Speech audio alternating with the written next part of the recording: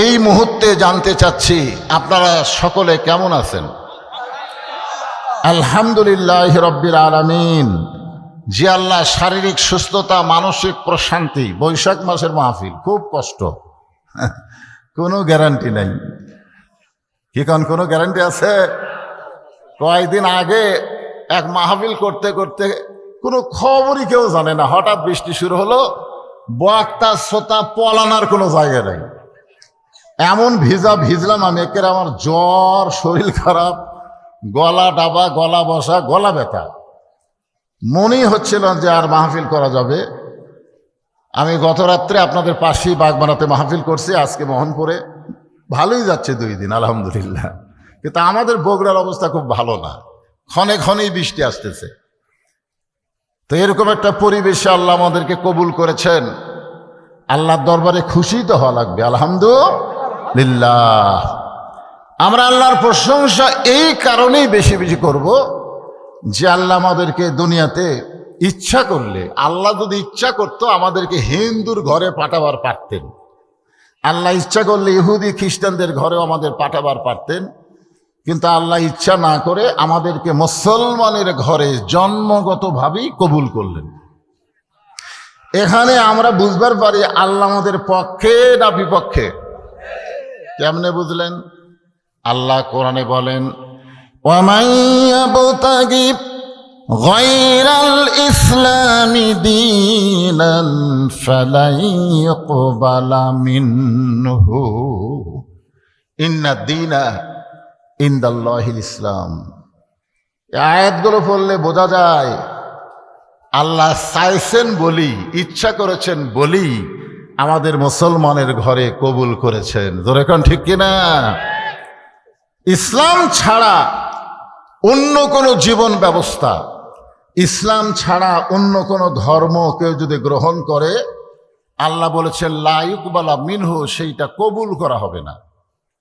তাহলে আল্লাহ আমাদের দয়া করে রহম করে সেই দিন ইসলামের মুসলমানের ভিতরে কবুল করেছেন। এ কারণে খুশি না বেজার? বলে আলহামদুলিল্লাহ। আমরা আল্লাহর দরবারে প্রশংসা বেশি বেশি করব। আল্লাহ আমাদেরকে শুধু মুসলমানের ঘরেই কবুল করে নাই, আল্লাহ আমাদেরকে বিশ্ব নবীর উম্মাত হিসাবে কবুল করেছে। সূরা ফাতিহার প্রথমে আমরা বলি আলহামদুলিল্লাহি রব্বিল আলামিন। আল্লাহ বলেছেন ওমা আরসালনাকা ইল্লা রাহমাতাল লিল আলামিন। সমস্ত তাফসীরকারক ব্যাখ্যা করতে গিয়ে বলেছেন যতটুকু এরিয়ার রব হলেন আল্লাহ, ততটুকু এরিয়ার রব হলেন মুহাম্মাদুর, রহমত হলেন মুহাম্মাদুর রাসূলুল্লাহ। আল্লাহ হচ্ছে রব, আমাদের নবী হচ্ছে রহমত। তো কি খালি বাংলাদেশের জন্যে? এই জন্যে আমার নবী, তোমার নবী, বিশ্ব নবী মুস্তাফা। আমরা সেই বিশ্ব নবীর উম্মত হওয়ার কারণে আল্লাহ যখন হাকিম হয়ে আমাদেরকে আসামি বানায় বিচার শুরু করবেন, ওই সময় বিশ্ব নবী উকিল হবেন, বারিস্তার হবেন। আল্লাহর সামনে আমাদের পক্ষে ওকালতি করে আমাদেরকে সুপারিশ করে জান্নাতে পৌঁছায়া দিবে। এমন একজন নবীর উম্মত হওয়াতে খুশি না বেজার? তাহলে জবান খুলে আরেকবার বলি আলহামদুলিল্লাহ। যে কোরআন থেকে আপনারা আলোচনা শুনবেন, এই কোরআনের মধ্যে কোনো সন্দেহ, এক বাক্যে বলেন সন্দেহ নাই। একেবারে আল্লাহ প্রথমেই বলেছেন জালিকাল কিতাব লা রাইবা ফি হুদাল লিল মুত্তাকিন। এই হুদাল লিল নাস যদি বলতো যে জালিকাল কিতাব লা রাইবা ফি হুদাল লিন নাস, এ কোরআনের মধ্যে কোনো সন্দেহ নাই, পাইকারি হারে সবাই হেদায়েত পাবে, তাহলে কোনো কথাই ছিল না। কিন্তু আল্লাহ হুদাল্লিল নাস না বলে হুদাল্লিল মুত্তাকিন বলে বুঝাই দিলেন যে আল্লাহর কোরআন সবাইকে হেদায়েত দিবে না, কেবলমাত্র মুত্তাকি বান্দা বান্দি যারা আল্লাহর কোরআন থেকে হেদায়েত পাবে তারা। আপনার বলেন তো, কোরআন শরীফ কি আবু জেহেল শোনেনি? কোরআন শরীফ কি আবু বক্কর শোনেনি? কিন্তু আবু বক্কর হলেন 1 নম্বর মুসলমান, আর আবু জেহেল হলেন 1 নম্বর শয়তান। এই কারণ কি? দুটাই তো শুনিছে কিন্তু দুইজনে। একজন নবীর সামনে বসে শুনিছে, আর একজন পিছন থেকে অন্ধকারে দাঁড়িয়ে দাঁড়িয়ে শুনিছে। আপনারা বলেন তো, বসা শোনার মধ্যে মজা বেশি না? আর দাঁড়িয়ে থেকে শোনার মধ্যে কি বেশি? কষ্ট বেশি। তাও যদি 4-5 মিনিট শুনতো তা না, সারা রাত দাঁড়িয়ে দাঁড়িয়ে নবীর কোরআন তেলাওয়াত শুনে সকালবেলা গিয়ে মুখ ফসকে হঠাৎ বলে ফেলেছে মিটিংয়ের মধ্যে, তবে একলা না, একটা মিটিং চলতেছে, এই মিটিংয়ের মধ্যে মুখ ফসকে বলে ফেলেছে, এত সুন্দর কোরআনের বাণী, রাতটা আমার কোন দিক দিয়ে গেল বুঝবারই পারিনি। সুবহানাল্লাহ বলেন। আবু জেহেল কোরআনের পক্ষে ওয়াজ করতেছে যে এত সুন্দর কোরআনের বাণী, রাতটা কোন দিক দিয়ে গেল আমি বুঝবারই পারিনি। তখন আবু সুফিয়ান বলতেছে, নেতা, যে কোরআন শুনতে রাত কোন দিকে যায় বোঝা যায় না, সেই কোরআন ধরলে অসুবিধা কি? কারণ শুনলেই যদি এত মজা লাগে, এই কোরআন ধারণ করলে অসুবিধা কি? কারণ মানুষ কোরআন শুনতে পারবে, কোরআন ধারণ করতে পারবে না। কোরআন ধারণ করতে মুত্তাকি হওয়া লাগবে। যেরকম কি হওয়া লাগবে? মুত্তাকি হওয়া লাগবে। আবু বকর হচ্ছে মুত্তাকি, কিন্তু আবু জেহেল তো মুত্তাকি না। তা আবু জেহেল বলতেছে এই কোরআন যদি ধরি আল্লাহর ভয়ে, যেরকম কার ভয়ে? মুত্তাকি হলে কার ভয়?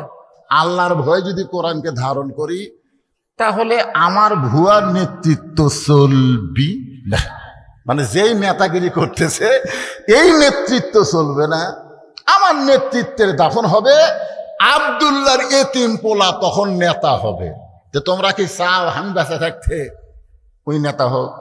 আবু জেহেলের গ্রুপ বলতেছে, তোমরা কি চাও যে আমি বেঁচে থাকতে ওই নেতা হোক? আজও বাংলাদেশে অনেকেই কোরআন শুনবে, কিন্তু বাস্তবে কোরআন গ্রহণ করবে না।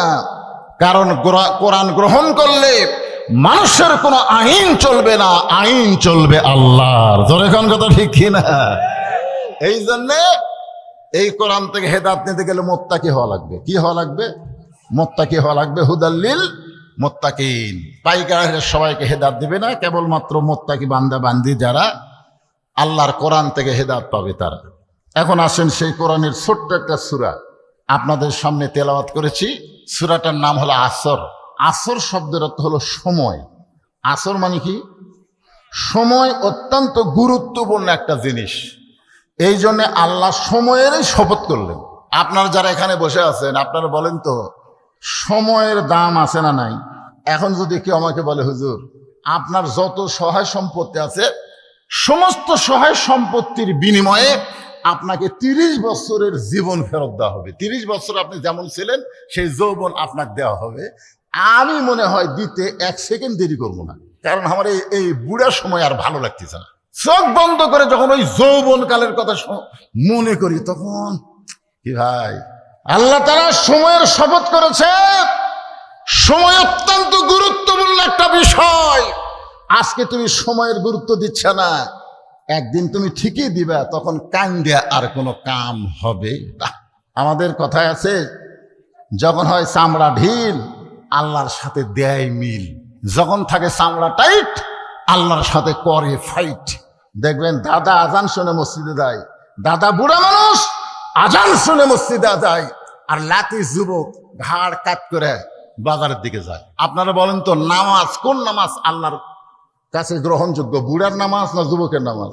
হাসরের ময়দানে আল্লাহ বলবে, বুড়া রে, তোর বুড়া কালের কোনো হিসাব দেওয়া লাগবে না, তোর শৈশব কালের কোনো হিসাব আমি আল্লাহ চাই না, খালি যৌবন কালের হিসাব দিয়ে জান্নাত যা। আমরা বাংলাদেশের অধিকাংশ যৌবন কাল আমরা নষ্ট করছি শয়তানের। একটা সরকারি চাকরি করতে যেমন বয়স লাগে, আল্লাহর গোলামি করতে গেলেও বয়স লাগে। জোরে কোন কথা ঠিক কিনা? কথা বলেন। একটা সরকারি চাকরি করতে গেলে বুড়া বয়সে সার্টিফিকেট দিয়ে গেছেন যে সব ফার্স্ট ক্লাস। তো আপনার অফিসার বলতেছে, সব তো তোমার সার্টিফিকেট ফার্স্ট ক্লাস, তোমার চোখের খবর কি? কাছে দেখি দূরে দেখি না। কানের খবর কি? জোরে করলে শুনি, আস্তে করলে শুনি না। মাজার খবর কি? বসলে আর উঠতে পারি না। সার্টিফিকেট ধুইয়া খা। একটা সরকারি চাকরি করতে গেলে যেমন যৌবন বয়স লাগে, আল্লাহর গোলামি করতে গেলে যৌবন সময়ের দরকার আছে না নাই? জোরে কেন আছে? তাই যুবকদের বলতেছি, সোনার যুবকেরা, বসো বসো বসো। একদিন কান্দা লাগবে, কিন্তু কান্দা কাম হবে না। সেই কান্দাটা আমরা যৌবনকালে একটু সাইজে আসি। জোরে কোন কথা ঠিক কিনা? বসো, সবাই বসো। এত রাত চেতন থেকে দাঁড়িয়ে থাকো না, সবাই বসে যাও। আল্লাহ তাআলা সময়ের শপথ করে বললেন, ইন্নাল ইনসানা লাফি খুস, ইন্না মানে নিশ্চয়, ইনসান মানে মানুষ, লাফি মানে ভিতরে, খুসরুন মানে ক্ষতি। একত্রে অর্থ হবে নিশ্চয় মানুষগুলো ক্ষতির ভিতরে। আপনারা বলেন তো, আল্লাহর যত সৃষ্টি আছে আল্লাহ সবচাইতে ভালোবাসেন কাকে?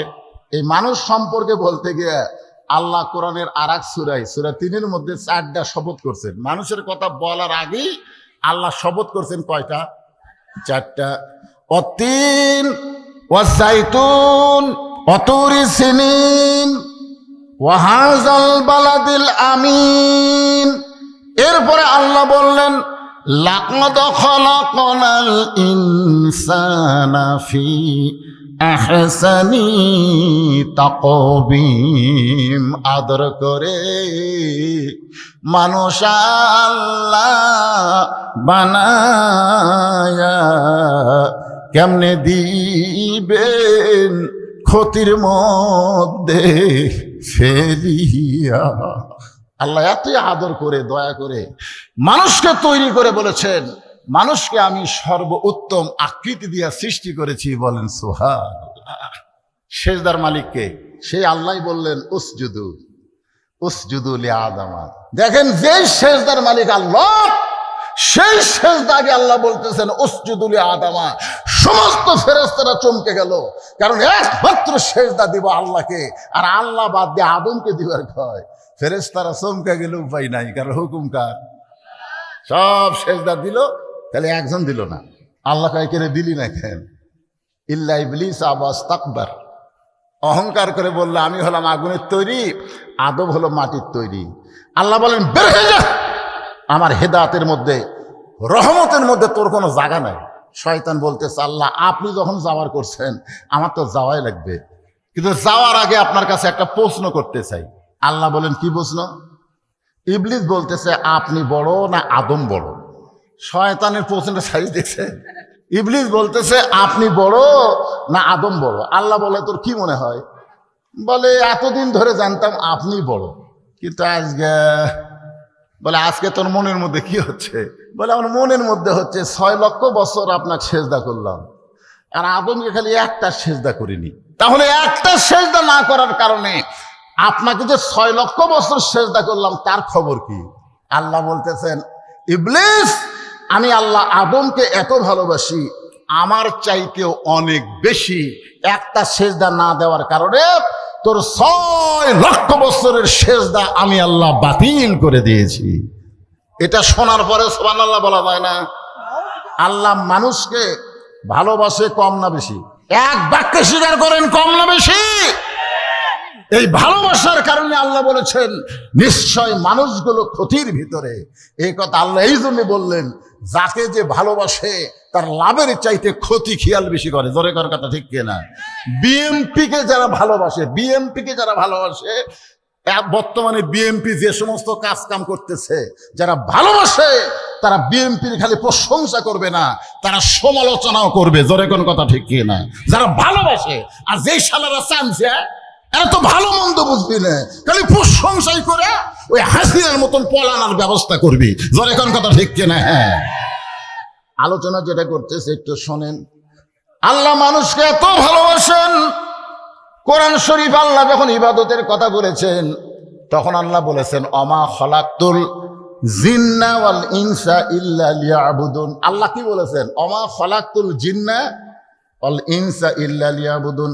আমি জিন এবং মানুষকে আমার ইবাদতের জন্য সৃষ্টি করেছি। ইবাদতের কথা বলার সময় আল্লাহ জিন ইনসানকে বললেন, আর ক্ষতির কথা বলার সময় আল্লাহ কিন্তু জিনের কথা বললেন না। এখানে আল্লাহ বলতে পারতেন ইন্নাল জিন্না ওয়াল ইনসানা লাফি খুসর, নিশ্চয় জিন এবং মানুষ ক্ষতির ভিতরে। আল্লাহ জিনকে বাদ দিয়ে শুধু মানুষের কথা বললেন, কারণ যে যাকে ভালোবাসে তার লাভের দিকে খেয়াল না করে তার ক্ষতির চিন্তা বেশি করে। যেটা বলতে গিয়ে আমি বলতেছিলাম, বর্তমান বিএনপি সিআর পাশে, আর সিআর পাওয়ার পরে কতগুলো আওয়ামী লীগ নতুন করে বিএনপি হসে। এরা চাচ্ছে আমাকে আফার মতন সাইজ করিও। কথা ঠিক কিনা? ত্যাগী বিএমপি চান্সই পাচ্ছে না। যারা এই 17 বছর জামাতের সাথে ঘুম থাকলো, লুকা থাকলো, এরকম চান্সই দিচ্ছে না। এই শালা নতুন গুলা যাইয়া আবার জামাতক রাজাকার বানাচ্ছে, আবার হাসিনের মতন রাজাকার মুক্তিযোদ্ধা খেলা শুরু হচ্ছে। জোরে কোন কথা ঠিক কি না? যেই সংসদে প্রতি মিনিটে 2 লাখের উপর খরচ হয়, সেই সংসদে ইয়ার কি মারার জন্য তোর পাঠান হয়নি রে। আল্লাহ মানুষকে অত্যন্ত ভালোবাসে, মানুষের যেন ক্ষতি না হয়।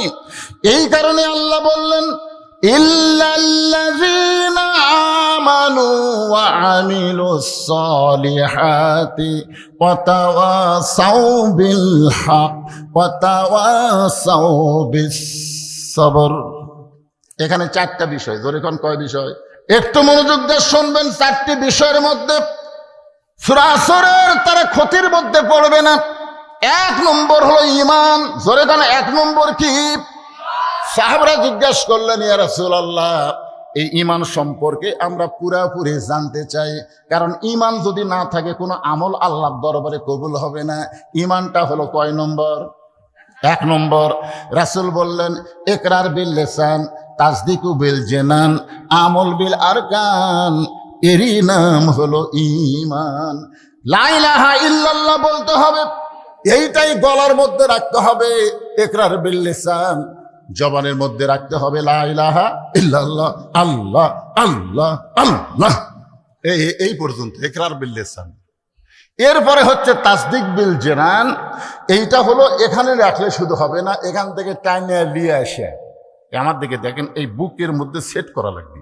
বুকের মধ্যে যখন ঈমানের সেট হয়ে যাবে, ওই ব্যক্তির কাছে জীবনের চাইতে ঈমানের গুরুত্ব বেশি হবে। বর্তমানে আপনাদের কাছে গুরুত্ব বেশি কার? জীবন না ঈমান? অনেক লোকে কিন্তু বলে জীবন বাঁচান ফরজ, বারে জীবন বাঁচান ফরজ রে।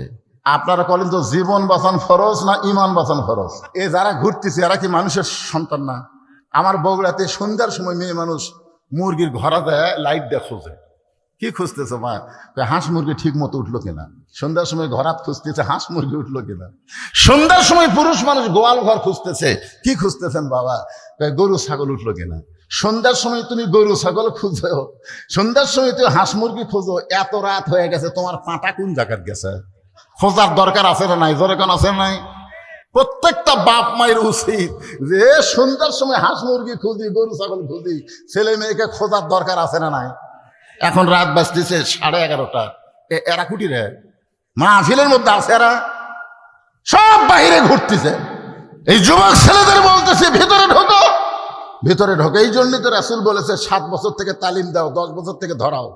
এমনি এমনি কথা, সময় মতো তালিম দেয়নি, ধরায়নি, এখন খালি ঘুরতেছে। একটু মনোযোগ দিয়ে শুনবেন।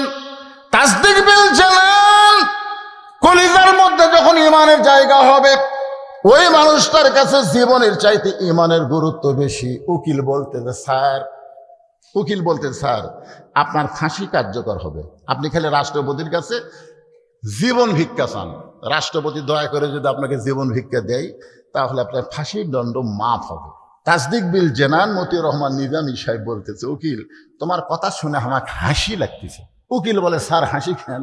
বলে, তুমি যে রাষ্ট্রপতির কাছে আমাকে জীবন ভিক্ষা চাইতে বলতেছ, যিনি মাফ করে দিলে আমার ফাঁসি কার্যকর হবে না। আমি বাংলাদেশ হওয়ার পরে 3টা রাষ্ট্রপতি ক্ষমতার থাকা অবস্থায় মরা দেখছি। ক্ষমতার থাকা অবস্থায় মরা দেখছি কয়জন? একটা হলো মুজিবুর রহমান, একটা হলো জিয়াউর রহমান, একটা হলো জিল্লুর রহমান। যারা নিজেরাই ক্ষমতা থাকতে মরে যায়, তাদের কাছে কোনো ইমানদার জীবন ভিক্ষা চায় না। উকিল বলতে, স্যার এই গোয়ারকির কারণে আপনার ফাঁসি হবে, এই গোয়ারকি করার কারণে আপনার ফাঁসি হবে। মতিউর রহমান নিজামী মুচকি মুচকি হাসতেছে, কারণ তাসদিক বিল জিনান, তার কলিজার ঈমান বলতেছে, ওয়ালা তাকুলু লিমান ইয়ুকতালু ফি সাবিলিল্লাহি আমওয়াতুন বাল আহইয়াউ ওয়ালাকিন লা তাশউরুন। আল্লাহর কোরআন বলতেছে, রে আমার বান্দারা, আল্লাহর পথে কাউকে যদি ফাঁসি দেওয়া হয়, আল্লাহর পথে কাউকে যখন হত্যা করা হয়, আমি আল্লাহ বলতেছি তাদেরকে মৃত্যু বলো না, তারা অমর হয়ে গেছে। মতিউর রহমান নিজাম বিশ্বাস করে তার ঈমান বলতেছে অন্যায়ভাবে যদি আমাকে ফাঁসি দেওয়া হয় তাহলে আমার মৃত্যু হবে না, আমি শহীদ হিসাবে গণ্য হব। তাসদিক বিল জেনান, কলিজার মধ্যে যখন আমাদের ঈমান থাকবে আমরা মরে যাব কিন্তু বাতিলের সঙ্গে আপোষ করব না। সূরা আসরের 2 নম্বর বিষয় হলো আমিলুস সালিহাত, নেক আমল করতে হবে। আর আমরা যদি নেক আমল করতে চাই, এই নেক আমল করা যাবে না ভাইজান ততক্ষণ পর্যন্ত যখন নেক আমল করার পরিবেশ আমরা না পাবো। বর্তমানে মুসলমানের ঈমানকে রক্ষা করার 1 নম্বর নেক আমলের নাম হলো নামাজ। বর্তমানে আমাদের বাংলাদেশে ঈমানকে যদি হেফাজত করতে চাই তাহলে 1 নম্বর যে নেক আমল লাগবে তার নাম কি? আরো জোরে বলেন। কোরআনে বলা হয়েছে সালাত, কোরআনে বলা হয়েছে সালাত, কিন্তু আমরা নামাজ বললেও সালাত যখন বুঝি এই কারণে আমরা সকলে বলবো নামাজ, কিন্তু কোরআনে আছে কি? সালাত। আপনারা বলেন তো কোরআনের কোন জায়গায় কি আল্লাহ বলেছেন ইকরাউস সালাত, নামাজ পড়ো, নামাজ পড়ো? এ কথা আল্লাহ একটা জায়গাও বলে নাই। যত জায়গায় আল্লাহ বলেছে আকিমুস সালাত, নামাজ কায়েম করো, নামাজ কায়েম করো। আল্লাহ নবী নবুয়তের 10ম বৎসরে 5 ওয়াক্ত নামাজ নিয়ে দুনিয়াতে আসলেন। এরপরও নবী 3 বছর মক্কায় ছিলেন।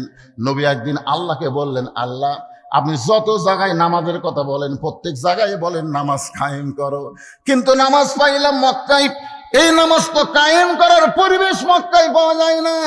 নামাজ কায়েম কেমনে করা যায়? আল্লাহ বললেন, হাবিব মক্কাতে যেই পরিবেশ চলতেছে এই পরিবেশে আপনি হলেন ইমাম আর আবু জেহেল হলো নেতা। আপনার মতন ভালো মানুষ যদি ইমাম থাকে আর আবু জেহেলের মতন খারাপ মানুষ যদি সমাজ চলায় তাহলে ওই সমাজে নামাজ পড়া যাবে চোরের মতন। দাদা নামাজ পড়বে, নাতি নামাজ পড়বে না, বাপ নামাজ পড়বে, বেটা নামাজ পড়বে না। নামাজ পড়া যাবে কিন্তু নামাজ কায়েম হবে না, কারণ নামাজ কায়েম করতে গেলে যিনি ইমাম হবে তাকেই সমাজের নেতা হওয়া লাগবে। মক্কাতে আপনি হলেন ইমাম, ভালো মানুষ ইমাম, আর এই শালা জালেম আবু জেহেল হলো নেতা। আজকে বাংলাদেশে সব মসজিদের হুজুর, সংসদে 300টা আলেম। না, এত ইমাম লাগতো না, 300টা খালি যদি হুজুর হয়ে আলেম হয়ে যায়, কোনো গল্প করার আগেই যদি নামাজের বিলটা পাশ করত। আল্লাযীনা ইম্মাক্কান্নাহুম ফিল আরদ, মুসলমানের মধ্যে কাউকে যখন ক্ষমতা দেওয়া হবে তার 1 নম্বর দায়িত্ব কি? কাঠ বিলের করা, কাঠ, খালি কাঠ আর কাঠ। আমাকে মনে হচ্ছে যে কিছুদিন পরে হয়তো বক্তা করেও কাঠ দেওয়া দিবি, এই বুড়া বক্তা কার কাঠ দিবি না, জুয়ান গুলো দিবি, তখন আমরা টাকা পয়সা দিয়ে কাঠ দেওয়া লাগবি ভাই। তাছাড়া তো আল্লাহ আল্লাহ আল্লাহ প্রাসঙ্গিক 2-1টা কথা না বললে এত রাত্রে ওয়াজ করে দেবি। তাফসীরের ফাঁকে ফাঁকে একটু বুঝার পারতেছেন না? বোঝা লাগবে তো। আল্লাহ একেবারে বলে দিয়েছে, আল্লাযীনা ইম্মাক্কান্নাহুম ফিল আরদ, মুসলমানের মধ্যে কাউকে যখন ক্ষমতার চেয়ার দেওয়া হবে তার 1 নম্বরের দায়িত্ব হলো আকামুস সালাত, নামাজ কায়েম করা লাগবে। নামাজ যদি কায়েম হয়ে যায়, আমাদের যুবকের হাতে মোবাইল থাকুক আর কোনো চিন্তা নেই, যতই মোবাইল থাকুক আমাদের কোনো টেনশন করা লাগবে না। ইন্নাস সালাতা তানহা আনিল ফাহশাই ওয়াল মুনকার, একমাত্র নামাজই পারে মানুষকে যাবতীয় খারাপি ফাহিশা থেকে হেফাজত করতে। আজকে আপনাদের ছেলেরা কি করতেছে না করতেছে, হুন্ডার তেল ভরা থাকার পরেও হুন্ডা আবার পাম্পে নিয়ে যাচ্ছে। বাপ মা বলতেছে, কে বাবা খবর কি, তেল নেওয়া লাগবে? কিরে গতকালই না গেছিলি? গতকালে যা দিয়েছিল তাকে আসে, তেল কিন্তু আসে, ওই যাচ্ছি ফিল্ডিং মারল আর হাতত মাল আছে। ওর মতো আরো 4টা কল করছে, সুযোগ পাইছি রে, এই শালা হুন্ডা লাখের জন্যই আমরা প্যাম্পত গাড়ি ঢুকাতে পারিনি, লাইনের পর লাইন। কে রে তোর কি হলো, এত তেল লাগে গা? 200 টাকা তেল কেনার মুরাদ দেয়, ওর ট্যাঙ্কি ফুল করতেছে। ও বাবা রে, এই যে নামাজ না থাকার কারণে কখন ডালাইছো বলে দুপুরবেলা, তেল কখন পাইছো বলে রাত 12টায়। কি অবস্থায় ছিলে? মোটর সাইকেল কাছ থেকে সরিনি, সরলে আর টাকে যাবে। যদি বাংলাদেশের নামাজ কায়েমের বিলটা থাকতো, ওই যুবক ওই অন্যায় ফায়সা কাজ করতে পারতো না, কারণ দায়িত্ব নিয়েছে কে? আল্লাহ বলেছেন ফালিয়াবুদু রাব্ব হাযাল বাইত আল্লাযী আত'আমাহুম মিন জু'ইন ওয়া আমানাহুম মিন খাউফ। ওই ঘরের মালিকের যদি তোমরা গোলামি করো, তোমাদের সঙ্গে সঙ্গে দুইটা পুরস্কার দেওয়া হবে। 1 নম্বর পুরস্কার হলো রিজিকের কোনো পেরেশানি থাকবে না, ওই তেল নিয়ে খাবার নিয়ে তোমার কোনো টেনশন করা লাগবে না। 2 নম্বর হলো যাবতীয় ভয় ভীতি থেকে আল্লাহ পুরাপুরি নিরাপত্তা দিয়ে দিবে। তাহলে পুরুষের জন্য 1 নম্বর নেক আমলের নাম কি? সবাই জোরে বলেন, একসঙ্গে বলেন, নাম কি? পুরুষের জন্য 1 নম্বর নেক আমল হলো সালাত। কিন্তু আমার মা বোনেরা যারা পর্দার মধ্যে লুকিয়ে আছেন, তাদের জন্য 1 নম্বর কিন্তু সালাত না। আমার মা বোনদের জন্য 1 নম্বর নেক আমলের নাম হলো পর্দা। মেয়েদেরও নামাজ পড়া লাগবে, কিন্তু পর্দা যদি না থাকে মেয়েদের একটা ইবাদত আল্লাহর দরবারে কবুল হবে না। আমার মায়েরা যারা পর্দার মাই গেল ভাই, এই সাউন্ডটা কেমন যেন হয়ে গেল। আমার মায়েরা যারা পর্দার অন্তর আছেন, আমি এই জন্যই বলতেছি, পুরুষ মানুষ বাহিরে শান্তি পাচ্ছে, কিন্তু বাড়ির মধ্যে গেলে অশান্তি। আপনার বলেন তো, বর্তমান সময়ে যে সময়ের শপথ করছে কে? বর্তমান সময়ে মরদ মানুষ, পুরুষ মানুষ বাড়িতে গেলে শান্তি না অশান্তি?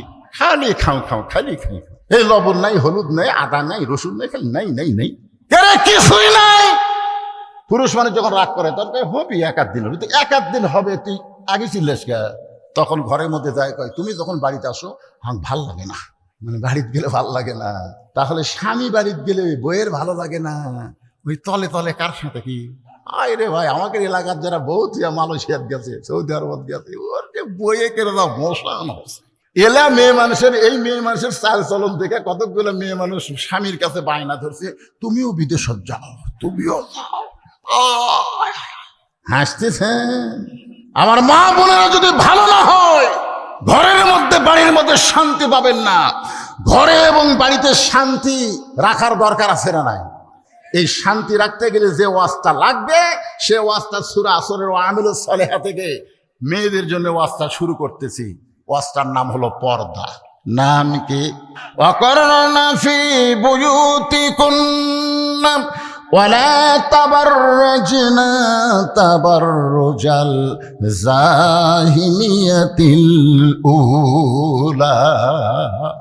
আমার মায়েরা একটু মনোযোগ দেন, শোনেন। আপনারা বেশি মনোযোগ দেন ওর কাছে চাইতেও, কারণ এই ওয়াজটা আপনারা খালি আজ থেকে বাড়ির যে আমল শুরু করলে বউ যদি ভালো হয়, যাই থাকি বাড়ির মধ্যে মন শান্তি রে। আমার মায়েরা মনোযোগ দেন, শোনেন। কতগুলো মেয়ে মানুষ মা ফাতেমার বাড়ির দরজায় দাঁড়িয়ে আছে। কতগুলো মেয়ে মানুষ কার দরজায়? ফাতেমার দরজায় দাঁড়িয়ে আছে, কারণ তারা মা ফাতেমার সঙ্গে দেখা করবেন। কি জন্য দেখা করবেন? আল্লাহ রাসূল বলেছেন, সাইয়্যিদাতুন নিসাই আহলিল জান্নাহ ফাতেমাতুজ জোহরা। জান্নাতি নারীদের ভিতরে ফাতেমাকে আল্লাহ নারীদের নেত্রী বানায়া দিল। শুধু নেত্রী বানায়া দেয় নাই, আল্লাহ একটা জহুরা নামক ডিগ্রি দিয়েছে, ফাতেমাতুজ জহুরা। মেয়েরা চিন্তা করে, এই ফাতেমা কি এমন আমল করেছে, সে আমল করার কারণে আল্লাহ থেকে জান্নাতি নারীদের নেত্রী বানালো। এটা আমাদেরকে ফাতেমার কাছে গিয়ে তালিম নেওয়া লাগবে। জোরে কোন, কি নেওয়া লাগবে? কোনো ভালো মেয়ে বাড়ি ছেড়ে অন্য পাড়ায় যায় তালিম দিবে না, বরং মা আয়েশার কাছে মেয়েরা তালিম নিবার আইছে।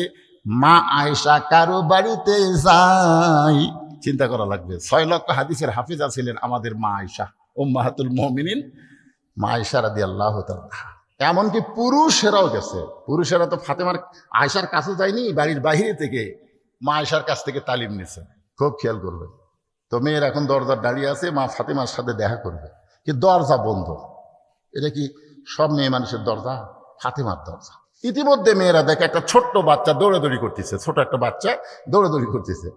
তো মেয়েদের মধ্যে একজন ডাক দিয়ে বলতেছে, বাবু তোমার নাম কি? তো দৌড়ে সে বলতেছে, আমার নাম হলো হোসাইন ইবনে আলী। যেই বলছে হোসাইন ইবনে আলী, মেয়েরা চুম করছে, ওরে বাবা, এটাই তো ফাতেমা। মেয়েরা বলতেছে, বাবু আমরা তোমার মায়ের সঙ্গে একটু দেখা করব। তুমি কি পারবে তোমার মায়ের সঙ্গে আমাদের একটু দেখা করায় দিতে? হোসেন বলতেছে আপনাদের কোনো টেনশন নাই, আপনাদের কোনো টেনশন নাই, আমি মায়ের সাথে আপনাদের দেখার ব্যবস্থা করতেছি। মেয়েরা বলতেছে ভালো মায়ের বাচ্চা এরকমই হয়। বর্তমান সময়ে তাই ছোট বাচ্চাগুলি আছে, হুজুর খালি কান্দে, এত বছর ওয়াজ করতেছেন হুজুর দোয়া দোয়া করে একটু ফু দেন তো। আমি ফু দেওয়া সারা কান্নার ভলিউম বাড়ালাম সারা, মানে আগে যা কান দিচ্ছিল তার চাইতে জোরে কান। মেয়ে মানুষের মন খুবই খারাপ হলো, এর আগে ভালো হয়েছিল, ফু দিয়া তো কান্না বাড়লো। আমি কিন্তু অন্য কোনো জায়গাতে ফু দিইনি ভাই, ফালাক আর নাচ করে ফু দিছি। কয়েকদিন পরে এক বোতল পানি এনে বলতে হুজুর পানি পড়ে একটু দেন তো। আমি ফু দিয়ে হলো না, মাকে দেন হুজুর, আপনার খুব বিশ্বাস করি তো। আয়াতুল কুরসি সূরা ফাতিহা পড়ে ফু দিলাম, খিলানোর পরে আরো কান্না বাড়িছে। আমার কাছে এসে বলতে হুজুর দোয়া দরুদের সময় শেষ, বর্তমান সময়ে দোয়া দরুদ আর চলবে না। কিছুদিন পরে দেখা হয়ে বললাম মা এখনো কি সেই কান্দে? কয় না হুজুর আর কান্দে না। তো কোন দোয়াই ভালো হলো? যখনই কান্দে তখনই মোবাইল চালু করে দেয় হুজুর, যখনই কান্দে মোবাইল চালু করে দেয়, কান্না থেমে যায়। তো যেই সময়ে মোবাইল দিয়ে কান্না থামে সেই সময়ে এলা দোয়া দরুদের খাওয়া আছে। একটু মনোযোগ দিয়ে দেখেন, শোনেন কথা। আল্লাহর সময়ের শপথ করে আমাদের কথাগুলো বলতেছেন। হোসাইন বলতেছে আপনাদের কোনো টেনশন নাই, কোনো চিন্তা নাই, আমি মায়ের সঙ্গে আপনাদের দেখা করার ব্যবস্থা করতেছি। খেলা বন্ধ করে বাড়ির মধ্যে দৌড়। হোসাইন যে ঘরের ভিতর দিয়ে মায়ের ঘরের দরজায় যাচ্ছে, ওই ঘরের মধ্যে হযরত আলী আল্লাহর কোরআন তেলাওয়াত করতেছে। কারণ মা ফাতেমা যেই ঘরে থাকে সেই ঘরকে বলা হয় অন্দরমহল। জোরে বলেন কি মহল? অন্দরমহল বোঝেন? একবার ছাত্র ইমাম গাজ্জালিকে প্রশ্ন করলো হুজুর অন্দরমহল মানে কি? ইমাম গাজ্জালি বললেন অন্দরমহল মানে কবর। সমস্ত ছাত্র বলে হুজুর অন্দরমহলকে আপনি কবরের সঙ্গে তুলনা করলেন কেন? ইমাম গাজ্জালি বলে রে ছাত্ররা তোমরা বলো তো অন্দরমহলে কে থাকে? বলে নারীরা থাকে। তাহলে নারীরা যেই জায়গায় থাকে ওই জায়গাটাকে কবরের মতো মনে করা লাগবে। ছাত্র বলল হুজুর আমরা বুঝলাম না, আপনি ভালো করে বুঝাই দেন। ইমাম গাজ্জালি বললেন একজন মেয়ে মানুষ মারা গেলে ওই মেয়ে মানুষের লাশটা যারা কবরে নামাবার পারবে কেবলমাত্র তারাই অন্দরমহলে প্রবেশ করতে পারবে। একটা মেয়ে মহিলা মারা গেলে তার লাশ ধরে, কি ধরে? লাশ ধরে যারা কবরত নামাবার পারবে তারাই শুধু অন্দরমহলে যেতে পারবে। এখন আপনারা চিন্তা করেন, শালি যদি মরে যায় দুলা ভাই লাশ ধরে পারবি? এবারে পিছনের লোকেরা কথা কন না কেন? মরিছে শালি, লাশ ধরবি দুলা ভাই হবে? আচ্ছা চাচাতো ভাই, ফুফাতো ভাই, মামাতো ভাই, খালাতো ভাই হবি না? তো যেইগুলা ভাই লাশ ধরবার পারবে না সেইগুলা ভাই ওই বোনের সাথে পর্দা ছাড়া দেখা করবার পারবি না। একটু মনোযোগ দিয়ে শুনবেন পুরুষ মানুষ। আমার মায়েরা যারা পর্দায় আছেন আপনাদের জন্য ওয়াস্তা করতেছি। মা হোসাইন যেই ঘরটা টপকে মায়ের ঘরের দরজায়, ওই ঘরের মধ্যে হযরত আলী আল্লাহর কোরআন পড়তেছে। এখন কি পড়তেছে? ইন্নামাল মুমিনুনাল্লাযীনা ইযা যুকিরাল্লাহু ওয়াজিলাত কুলুবুহুম ওয়া ইযা তুলিয়াত আলাইহিম আয়াতুহু যাদাতুহুম ঈমানা ওয়া আলা রাব্বিহিম ইয়াতাওয়াক্কালুন। হযরত আলী আল্লাহর কোরআন তেলাওয়াত করতেছে, এমন সময় হোসাইন বাহিরে খেলাধুলা বাদ দিয়ে দৌড়ে এসে মায়ের দরজায়। কার দরজায়? সঙ্গে সঙ্গে হযরত আলী কোরআন তেলাওয়াত বন্ধ করছে। বন্ধ করে বলতে এই হোসাইন এই খেলাধুলা বাদ দিয়ে মায়ের দরজা কেন? তুই তো বাহিরে খেলাধুলা করতেছিলি, সে খেলাধুলা বাদ দিয়ে মায়ের দরজা কি? তখন বলতেছে আব্বু কতগুলো মেয়ে মানুষ মায়ের সাথে দেখা করে বেড়াচ্ছে, তা আমার মা তাদের সাথে দেখা করবে কি করবে না এটা জানার জন্য আমি মায়ের ঘরে ঢুকতেছি। হযরত আলী বলতেছেন তোর বয়স কত? হোসেন বলতেছে আমার বয়স কত আমি তো জানি না। আলী বলতেছে আমি জানি বলি তো কোরআন শরীফ পড়া বাদ দেয় তোকে আটকাছি। তাহলে কি বুঝলেন? ছেলে মেয়ে যদি অন্যায় করে বাপ মায়ের খেয়াল করা দরকার আছে না নাই? আপনি খালি নামাজ পড়েই যাচ্ছেন, আপনি খালি দোয়া করেই যাচ্ছেন, আল্লাহ আমাকে জান্নাত দাও, আল্লাহ আমাকে জান্নাত দাও। আল্লাহ বলতেছে তুই যে ফজর নামাজ পড়ে কান দিচ্ছ তোর বেটাতে ল্যাপের মধ্যে ঘুম পাড়তিছে, তুই তো কাঁদতিস পাগল। আমি আল্লাহকে বলি নাই কু আনফুসাকুম আহলিকুম নার, জাহান্নামের আগুন থেকে বাঁচতে গেলে তুমি বাবা একলা বাঁচতে হবে না, তোমার আহাল পরিবারকেও বাঁচা লাগবে। জোরে কোন কথা ঠিক কি না? তুমি নিজে জান্নাতের জন্য কান্দিচ্ছে আর তোমার বউ ব্যাপার দেখে গোটা পাড়া ঘুরতেছে। তুমি জান্নাতের জন্য কান্দিচ্ছ আর তোমার মেয়ে 18 বছরের মেয়ে হাইল করে কিলকিল করে গোটা পাড়ার যুবকদের মিস কল হয়ে গেছে। মিস কল কি? খালি তুমি জান্নাতের যাবে, আশেপাশে তাকাবে না? তাকানোর দরকার আছে, কথা কোন দরকার আছে না? না, আল্লাহর নবী যদি মেয়ের দিকে খেয়াল করে, আপনি নবীর উম্মত হয়ে আপনার মেয়ের দিকে খেয়াল করা দরকার আছে না? না, এ দরকার আছে না? নাই। তাহলে ছেলে যখন বড় হবে, যখন তখন মায়ের ঘরে ঢুকতে পারবে না। আবার মেয়ে যখন বড় হবে, যখন তখন বাবা মেয়ের ঘরে ঢুকতে পারবে না। আলী বললেন, হোসাইন এখন তুমি যখন তখন মায়ের ঘরে ঢুকতে পারবে না, আসো আমার কাছে আসো। যেই ডাকছে হোসাইনকে, আয় কাছে। হোসাইন দৌড়ে গেছে, আসসালাম আলাইকুম আব্বু। ধর, এই কোরআন শরীফ হয়তো আলীর হাতে যেটা ছিল ওটা হোসাইনকে বলতে, ধর ধর। তো হোসাইন বলতেছে দেন। সুবহানাল্লাহ। বাপে ছেলেকে বলতেছে ধর, বেটা বলতেছে দেন। আলী বলতেছে আল্লাহ, আসলে এমন সন্তান পাওয়া হলো ভাগ্যের ব্যাপার। সুবহানাল্লাহ। বাপে বলতেছে ধর, কি ধরবার বলতেছে, আর ছেলে কি বলতেছে দেন। আপনার পাটাক দেখে কোন তো, আপনার বেটাক দেখে কোন। ক্লাস 2-এ পড়ে, ব্যাগ কান্দ দিলে খাড়া হয়ে পেশাব করে। আমি বললাম কেরে বাদান, দাঁড়ায় পেশাব করা ঠিক না, বসে থেকে পেশাব কর। পেশাব কীভাবে করা লাগে তোর স্যার শিখাইনি? কোন ক্লাসে পড়িস? ও 2-এ পড়িস চাচা। তো ক্লাস 2-এ পড়িস, পেশাব কেমনে করা লাগে তোর স্যার শিখাইনি? বসে থেকে পেশাব করবি। তো বলতেছে চাচা কি দেখুন, প্রাইমারি পেশাবখানার যায় দেখে আমার সারি খাড়া হয়ে পেশাব করে। চাচা আমার সারি না খাড়া হয়ে করে, ও আর সারি যদি খাড়া হয়ে করে ওই বসবি। এখন আপনি চিন্তা করে দেখেন তো, এই গ্রামে মাদ্রাসাও আছে, প্রাইমারিও আছে, কোন জায়গাত খাড়া হয়ে ট্রেনিং হচ্ছে আর কোন জায়গাত বসার ট্রেনিং হচ্ছে আপনি দেখতেন না? দেখছেন কোনোদিন? এই মাদ্রাসার বাচ্চারা কি খাড়া হয়ে করে না বসা করে? এ কথা বললে কেন আপনারে বন্ধ করে দেবো। তারিখ কিন্তু শেষ, যেই তারিখে দাওয়াত নিয়েছি সেই তারিখ শেষ। বিজ্ঞাপনে কয় তারিখ দিয়েছেন? 3 তারিখ শেষ হয়ে গেছে। যদি আমি ওয়াজ না করি আপনার ধরে পারবেন না? না, এই রাত 12টার পরে ওয়াজ শুনবার গেলে কথা বলা লাগবে বাবজান। এই মাদ্রাসার কোনো বাচ্চাকে যদি আপনারা দাঁড়ায় থেকে পেশাব করা দেখেন, দেখছেন? কেন দেখেননি? কারণ এই মাদ্রাসায় ধর ধর একটা ছাত্রও বলবে না যে আমি ধর্ম না, কারণ পেশাব করে পানি নেই, উজু করে শরীর পবিত্র করে, লায়ামুসুহু ইল্লাল মুতাহহারুন, ততক্ষণ পর্যন্ত স্পর্শই করতে পারবা না যতক্ষণ তুমি পবিত্র না হবা।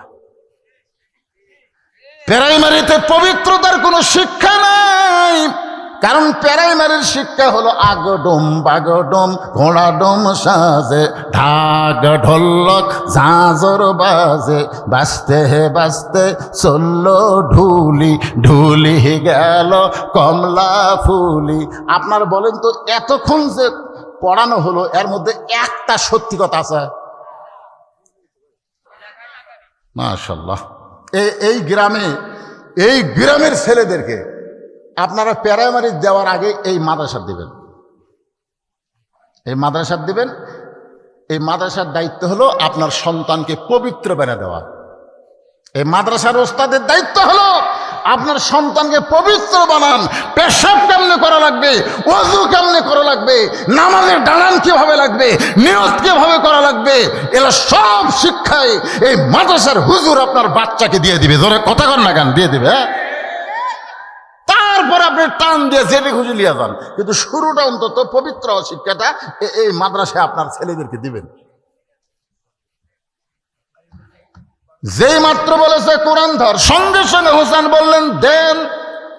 হযরত আলীর হাতে, হযরত হোসেনের হাতে হযরত আলী কোরআন শরীফ দিয়ে কি বলতেছে? পড় পড়। যাই কোরআন ধরবার পারে তাই পড়বার পারে না। এখন হজরত আলী হোসেনকে কোরআন পড়বার দিয়া ঘরের দরজায় গেছে। এখন আপনাদের কাছে আমার প্রশ্ন হলো, বাবা মেয়ে বড় হলে ঘরের দরজায় গেলে হুকুম লাগবে, মায়ের দরজায় ছেলে যদি বড় হয় তাহলে হুকুম লাগবে। এখন স্বামী যদি বউয়ের ঘরে ঢুকতে চায় তাহলে কি হুকুম লাগবে? লাগবে? লাগবে না, কারণ আল্লাহ কোরআনে বলেছেন হুন্না লিবাসুল লাকুম ওয়া আনতুম লিবাসুল্লাহুন্না। স্বামী হলো বিবির পোশাক, বিবি হলো স্বামীর পোশাক। দরকার হলে এক কম্বলের মধ্যে দুইজন থাকবি। এটা হাসির কথা না পাগলা, কোরআনের কথা।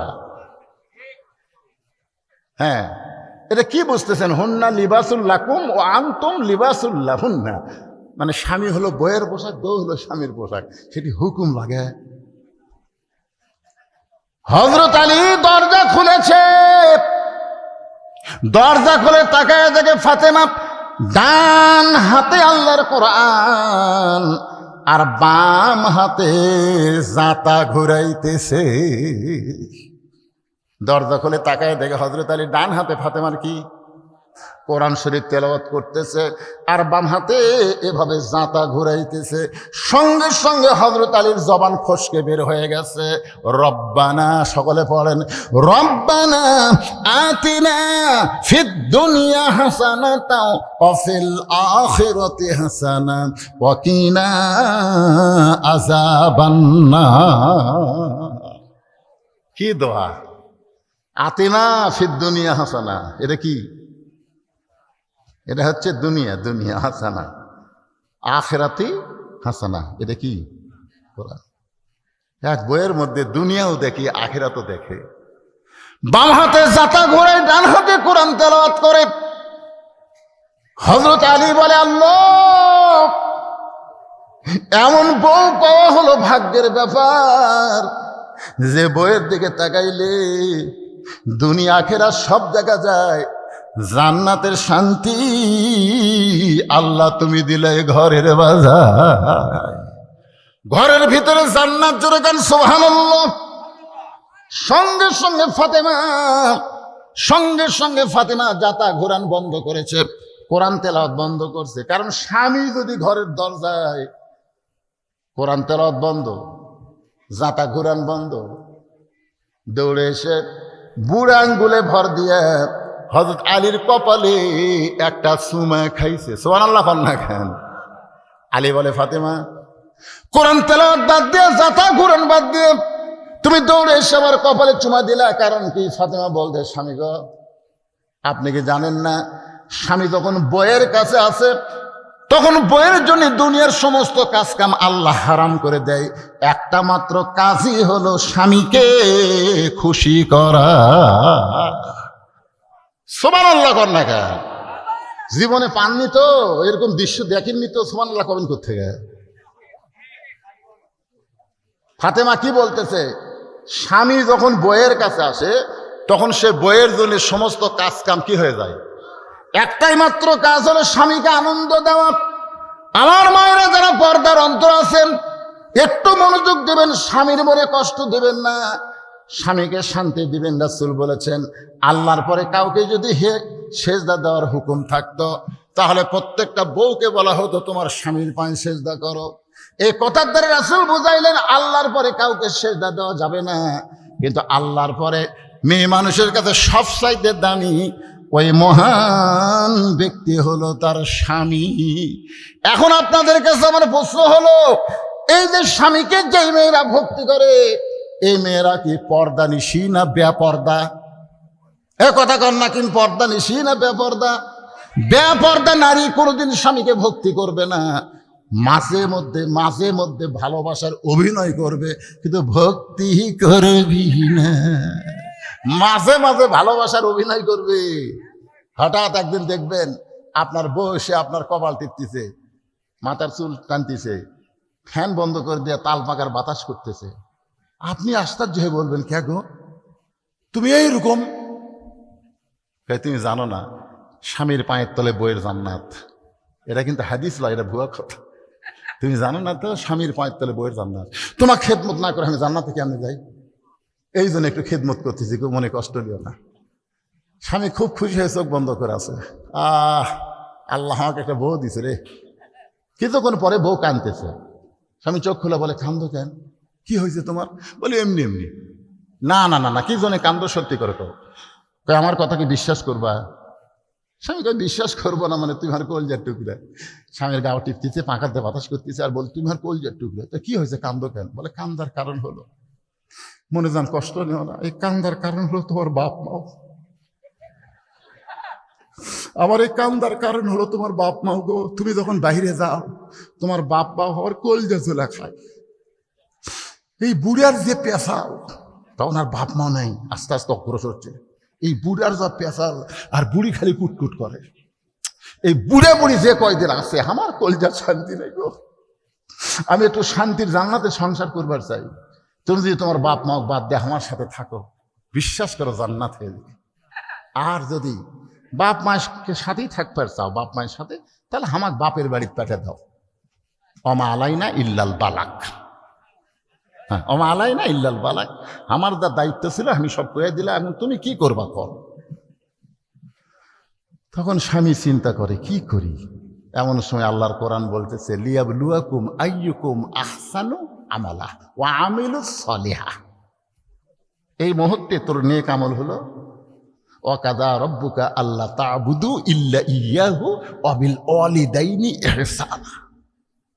আল্লাহর ইবাদতের পরে 2 নম্বর দায়িত্ব হলো বাপ মার প্রতি ইহসান করা, দয়া করা, ভক্তি করা। যে বউ তোর বাপ মায়ের বিরুদ্ধে কথা বলতেছে, এই বউ তুই সকালবেলা ছাড়িয়ে দিয়ে বিকেলে বিয়ে করে পারবো, কারণ বাংলাদেশে বইয়ের অভাব নেই। যদি তোর এই বউ মরে যায়, তুই মনে করিস না তোর বইয়ের অভাব। বিকেলবেলা 3টা ঘটক আসবি, 3টা। তো যেটা মরলে পাওয়া যায়, যেটা ছাড়ে দিলে পাওয়া যায়, সেটার কথা বিশ্বাস করিস করে পাগল। যার বিরুদ্ধে ওয়াজ করতেছে, ওই বাপ মা যদি মারা যায় কিয়ামত পর্যন্ত বাপ মাও খুঁজে পাবি না।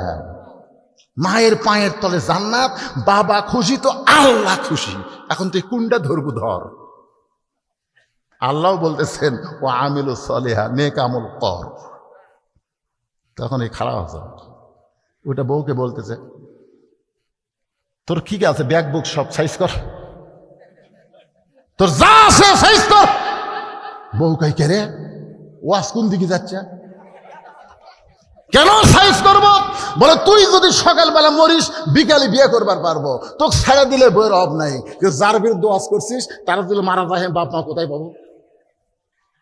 দরকার হলে তোকে তালাক দিব, কিন্তু আপনার বাপ মা, আমি আমার বাপ মায়ের বিরুদ্ধে যাব না। সঙ্গে সঙ্গে বউ দৌড়েছে স্বামীর পা ধরে বলতেছে, তুমি আসলেই আল্লাহর ওলি।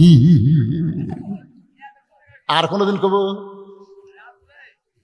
খাই রে, আপনার কাছে বাপ মায়ের বিরুদ্ধে ওয়াজ করে লাভ নেই। প্রত্যেকটা ছেলেরা এমন ছেলে হতে হবে, মাঝে মধ্যে বউ কিন্তু অভিনয় করবে, অতিভক্তি করা, কারণ অতিভক্তি চোরের লক্ষণ। আমার মায়েদের জন্য বলতেছি, পর্দানিশী নারী যারা স্বামী ভক্তি করে, তারা বেপর্দা নারী যারা স্বামীকে ভালোবাসবে, ওটা ভালোবাসা না, ভালোবাসার নামে অভিনয় করবে। এই জন্য মা বোনদের জন্য 1 নম্বর নেক আমল হলো পর্দায় থাকা। আমি মা ফাতেমা নিয়ে কিছু ওয়াজ করতেছি, একটু খেয়াল করেন। আলী যখন ঘরের ভিতরে, ফাতেমা তখন বলতে, স্বামী গো আপনি তো কোরআন শরীফ তেলাওয়াত করতেছেন, কোরআন শরীফ তেলাওয়াত করা বাদ দিয়ে আপনি কেন ঘরের মধ্যে ঢুকলেন? আপনাদেরকে বিরক্ত লাগতেছে তো তাহলে ওটা বসা করেন কেন? তো মাদার যদি সমস্যা হয় শোনেন, তাহলে কোরআনে আল্লাহ কেন বললেন অনুনাজ্জিলু মিনাল কোরআনি মা হুয়া শিফাউ ওয়া রাহমাতুল লিল মুমিনিন?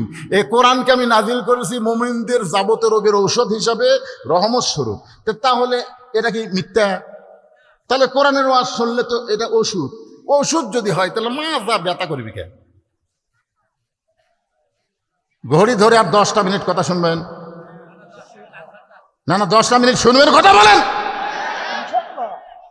সূরা আসরের 4টা বিষয় আমি শেষ করে দিয়ে আজকের মতো এখানে বিদায় করবো। 5 তারিখ আল্লাহ যদি বেঁচে রাখে, পাশে একটা মাহফিল আসবো, যেইটা নিয়ে গোটা বাংলাদেশ ভাইরাল হয়ে গেছে। নেতা আর কলেজের মেয়েটা মারামারি, দেখেন আপনারা? হ্যাঁ, দুর্গাপুর দাঁড়িয়ে দে এই রে, আগে নেতা মারছে চর ওই ম্যাডাম, বুঝছেন? পরে নেতা কি করবি, ওপর হয়ে জুতিয়া খুলে মারবার তোর হাতের দুটা মোবাইল আছে, হাই হাই গোটা পিতি ভাইরাল। সেটি হবে 5 তারিখ, আল্লাহ যদি ম্যাচাত হয়। ওখানে আমি কমিটিকে বলবো 10টার মধ্যে টেজর দিবা, 12টা পর্যন্ত ফাটাফাটি কথা হয়, 12টার পরে কোনো কথা চলবি না। কারণ তারিখ পরিবর্তন হলে ওয়াজ যতই করেন মানুষের ভিতরে একটা চিন্তা হয় ফজরের নামাজ জামাতে পড়া লাগবে, জোরে কোন কথা ঠিক কেন? হ্যাঁ তাই না? এই জন্যই আমি খুব বেশি না, 10টা মিনিট আপনার বিরুদ্ধে হচ্ছেন, একটু শোনেন। ফাতেমা বলতেছেন, স্বামী গো, আপনি তো কোরআন শরীফ তেলাওয়াত করতেছিলেন, কোরআন শরীফ বাদ দিয়ে ঘরের মধ্যে হঠাৎ ঢুকলেন, বইয়ের কথাকে মনে হয়েছে। আলী বলতেছেন, ফাতেমা আমি দরজায় আসতেছিলাম না, এসেছিল তোমার ছোট্ট বাচ্চা হোসাইন। বলে হোসেন কোথায়? বর্তমানে হোসেনের হাতে আমি এক কোরআন শরীফ দিয়ে আইছি। ফাতেমা বলতেছে, আল্লাহ, ওই বাবা মা সবচাইতে বড় ভাগ্যবান যারা মাসুম বাচ্চার হাতে থাকবে আল্লাহর কোরআন। ওই বাবা মা হলো সবচাইতে বড় ভাগ্যবান যার মাসুম বাচ্চার হাতে আইরে আইটিয়ে নায়ে ভরা দিয়ে না লেগেল বোয়াল মাছে, তাই না দেখে ভোদর নাচে। এই মিথ্যা শিক্ষা না দিয়া যেই মাসুম বাচ্চার হাতে কোরআন থাকবে ওই বাবা মা হবে সবচাইতে ভাগ্যবান। ভাগ্যবান বাবা মা। আমরা কারা কারা ভাগ্যবান হতে চাই? আল্লাহকে একটু হাত দেখাইতে দেখি। লিল্লাহে তাকবীর। হাত নামান। অনেকে চিন্তা করতেছে, হুজুর আমার তার ছোট ছোট বাচ্চা নাই, আমি কেমনে ভাগ্যবান হই? আপনার ছোট ছোট বাচ্চা নাই, ছোট ছোট লাঠি নাই, এই কতক্ষণ নানা লাঠি নাই, দাদা লাঠি নাই, তো লাঠি দেন। আমার লাঠি একটা, আমার হোসাইন লাঠি পড়ে হলে কোরআন হাফিজি মাদ্রাসায়, আমার নাতনি আমিরা পড়ে হলে কোরআন হাফিজি মাদ্রাসায়, আমার এক ছোট্ট নাতি আম্মার, সে এখন পিস মাদ্রাসায় পড়তেছে।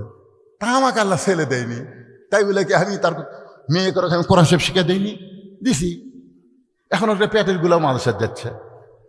আমার আগে দ্বিতীয় বক্তা ভাই বাস করলো, ঢাকাতে যতগুলো ছেলেরা নেতা সব তামিরুল মিল্লাতের ছাত্র। কি বুঝতেছেন? এই জন্য ফাতেমা বলতেছে, ওই বাবা মা হলো সবচাইতে বড় ভাগ্যবান যার শিশু বাচ্চার হাতে থাকে আল্লাহর কোরআন। ওগো স্বামী হোসাইন কেন আসতে চাইছিল? আলী বলতেছেন, কতগুলো মেয়ে মানুষ দরজার দাঁড়িয়ে আছে, তারা একটু আপনার সঙ্গে দেখা করতে চায়। কতগুলো মেয়ে মানুষ দরজার দাঁড়িয়ে আছে, তারা আপনার সঙ্গে দেখা করবার চায়। ফাতেমা বলতেছে, মেয়েরা যদি আমার সঙ্গে দেখা করে আমার কোনো আপত্তি নাই, তবে আপনাকে কষ্ট করে পর্দার ব্যবস্থা করা লাগবে। আলী চুপ করছে। কি কইলেন? বলে মেয়েরা আমার সঙ্গে দেখা করবে আমার কোনো আপত্তি নাই, কিন্তু আপনাকে কষ্ট করে পর্দার ব্যবস্থা করা লাগবে। আলী বলতেছে, কি কয়? মেয়েরা মেয়ের সঙ্গে দেখা করবে, এখানে আবার পর্দার কি? ফাতেমা বলতেছে, আপনি জ্ঞানের রাজা হবার পারেন, কিন্তু পর্দা বিষয়ে আপনি কম জানেন। আপনারা বলেন তো, হজরত আলী জ্ঞানের কি? জ্ঞানের সম্রাট।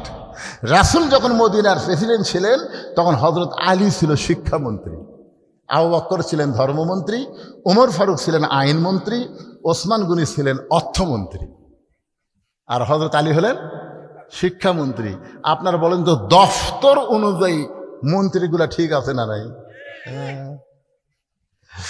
আমাদের ধর্মমন্ত্রী কোরআন শরীফ ঠিক মতো বলা পারে না। আর আবু বকর হলেন তখন নবীর ধর্মমন্ত্রী, আইনমন্ত্রী ওমর। আইন বোঝেন?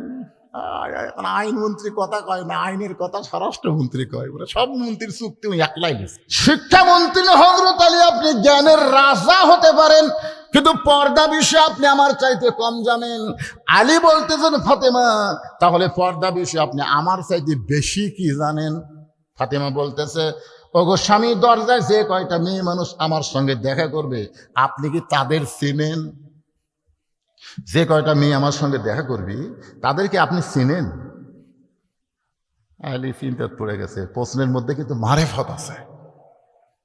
আমি একদিন কথা প্রসঙ্গে আমার বইয়ের কাছে বলছি, আমার চাচাতো ভাইয়ের বউটা কিন্তু ভালোই, আমার চাচাতো ভাইয়ের বউটা ভালোই। এ কথা এমনি গল্প বলছি। বউ বলতেছে, আপনি কবে থেকে লুচ্চা হলেন? আমি বললাম, কে রে, কি বলি আর কি কয়? তাই বললাম, কি রে, কি বলো? আপনার চাচাতো ভাইয়ের বউ সুন্দরী, এটা তো আপনি ভালো করে না দেখলে কবার পারতেছেন না।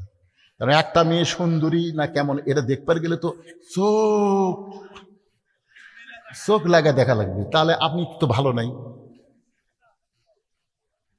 তো ভাই বউ সুন্দরী যে হুজুর কয়, এ তো প্রকৃত হুজুর লয়।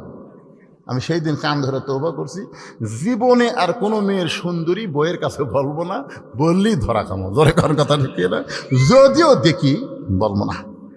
তারপরে ভুল করেও বলিনি, এমনকি বেহেশতের হুর যে সুন্দরী এ কথাও আমি কইনি। ওটা কবার গেলে আবার আর একটা কথা বলি। ফাতেমা বলতেছে, দরজায় যে মেয়েগুলো দাঁড়িয়ে আছে আপনি কি তাদের চেনেন? আলী বলতেছেন, ফাতেমা এই দুনিয়ার একজন মেয়েকে আমি চিনি, সে হলো আমার হাসান, হোসানের মা।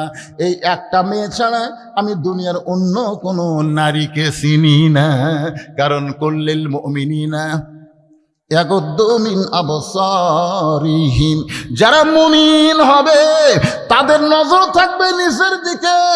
তারা নিজের বউ দেখতে পাবে কিন্তু পরের বউ তারা দেখবে না। ফাতেমা বলে, স্বামী গো, আপনার মতন স্বামী পাওয়া হলো ভাগ্যের ব্যাপার। কারণ আপনি দুনিয়ার সাধারণ কোনো পুরুষ না। বহু ধনী ধনী যুবক আমার বাবার কাছে প্রস্তাব করেছিল আমাকে বিয়ে করার জন্য, কোনো ধনী যুবকের সঙ্গে আমার বাবা বিয়ে দেয় নাই। আল্লাহ তাআলার খটকালিতে আপনার সঙ্গে আমার বিয়ে হয়েছে। ওগো স্বামী, মনে কষ্ট নেবেন না। যে কয়টা মেয়ে দরজায় দাঁড়িয়ে আছে সমস্ত মেয়েরাই হলো পর্দানিশী, কিন্তু একটা মেয়ে যদি বেয়া পর্দা থাকে, মনে করেন যে কয়টা মেয়ে আমার সঙ্গে দেখা করবে সমস্ত মেয়েরাই পর্দানিশী ভালো, কিন্তু একটা মেয়ে যদি বেয়া পর্দা থাকে, ওই বেয়া পর্দা মেয়ে যদি আমাকে দেখে তাহলে তার পর্দা না থাকার কারণে পর পুরুষের কাছে বলতে পারে, ফাতেমার চোখের সাইজ এইরকম, ফাতেমার দাঁতের সাইজ এরকম, ফাতেমার গায়ের রং এরকম। যেই ফাতেমা সারা জীবন পর্দার মধ্যে থাকলো, সেই ফাতেমার চেহারা যদি পর পুরুষের কাছে যায় তাহলে ফাতেমার পর্দার মধ্যে থাইকাতে কোনো লাভ নাই। ফাতেমা এমন পর্দা নিয়েছিল, রাতের বেলা তাকে দুনিয়া থেকে আল্লাহ নিয়ে গেল। রাতের বেলায় শুধু নিয়ে যায় নাই, রাতের বেলায় তার জানাজা হয়েছে, রাতের বেলায় তাই দাফন হয়েছে। তাহলে ফাতেমাকে দাফন করার পরে আল্লাহর কাছে শুধু একটা কথাই বলেছিল, আল্লাহ পর্দানিশীকে তুমি পর্দার মধ্যে কবুল করে নাও, পর্দানিশীকে পর্দার মধ্যে কবুল করে নাও। তাকায় তাকে সামনে কয়েকটা পুরাতন কবর দেখা যায়, এই মাত্র ফাতেমাকে নতুন কবর দেওয়া হলো। সেই নতুন কবর আর জান্নাতুল বাকির মধ্যে নাই। হযরত আলী গোটা জান্নাতুল বাকি দৌড়ায় আর বলে, ফাতেমার কবর, ফাতেমার কবর, এখনই যেই কবর দিলাম সেই কবরটা কোথায়? কে যেন ডাকতে বলে, আলী রে,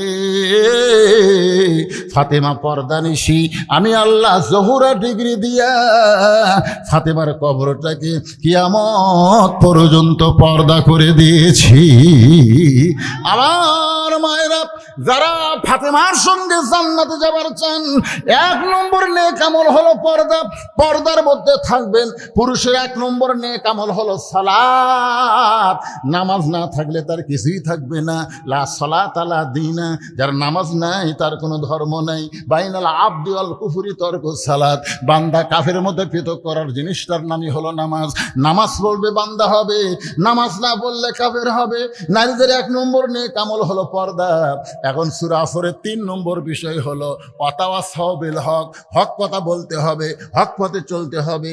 হকের পক্ষে চলতে গিয়ে যদি জীবন চলে যায়, এই জীবন দেওয়া লাগবে। মান সাআলাল্লাহু তাআলা আশ-শাহাদাতা বিসিদকিন বাল্লাগাহুল্লাহু মানাজিলাশ শুহাদা ওয়া মাতা আলা ফিরাশিহি, রাওয়াহুল বুখারী কিতাবুল মাগাজি। আল্লাহ রাসূল বলেছেন, হকের পক্ষে চলতে গিয়ে শাহাদাতের তামান্না নিয়ে যারা ইসলামী আন্দোলন করে, কোরআনের বিজয় বাংলার জমিনে চায়, ওই মাতা আলা ফিরাশিহি, সে যদি নিজের বিছানায় মৃত্যুবরণ করে, বাল্লাগাহুল্লাহু মানাজিলাশ শুহাদা, হাসরের ময়দানে আল্লাহ তাকে শহীদদের কাতারে দাঁড় করায় দিবে। সুবহানাল্লাহ, সবাই বলেন। ওয়াতাওয়াসাউ বিল হক। হক কথা বলা দরকার আছে না নাই? আমি একটা দৃষ্টান্ত দেব। আল্লামা সাইদি হুজুরের 50 বছরের ওয়াজ, কয় বছরের? 50 বছরের ওয়াজ যদি এক পাল্লায় দেওয়া হয়, আর বাংলাদেশের সমস্ত বক্তার সারা জীবনের ওয়াজ যদি